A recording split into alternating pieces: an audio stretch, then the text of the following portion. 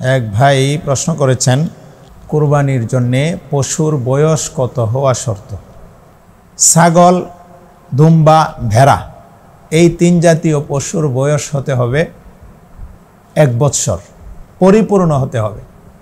হ্যাঁ, এই ক্ষেত্রে ভেড়া এবং দুম্বা যদি 6 মাস অথবা তার থেকে বেশি 1 বছরের নিচে কিন্তু দেখতে তার গঠন গাঠন এবং আকৃতিতে এইরকম বড় হয়ে যায় যে এটা দেখতে 1 বছরের বয়সের সমপরিমাণ পশুর মতো দেখা যায়, ওই ক্ষেত্রে সেখানে শরীয়তের দৃষ্টিকোণ থেকে তার জন্য ছাড় রয়েছে।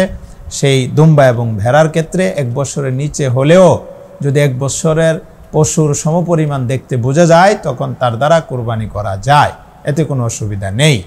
সুতরাং সেই ছাগল অবশ্যই 1 বছর পূর্ণ হতে হবে, তখন তার দ্বারা কুরবানি করা যাবে। নাম্বার 2 হলো গরু।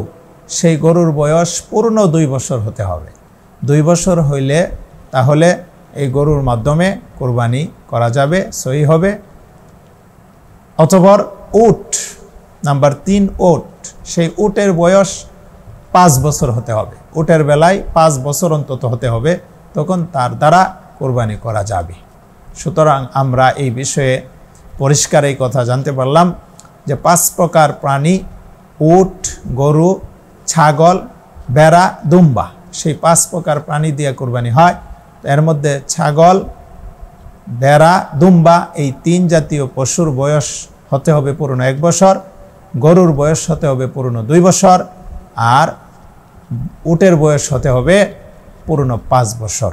শুধু দুম্বা এবং ভেড়ার ক্ষেত্রে এতটুকু স্বতন্ত্রতা আছে, 1 বছরের নিচে হলেও যদি 1 বছরের পুরনো বয়সের মতো দেখতে দেখা যায় তাহলে তার দিয়া কুরবানি করা যাবে।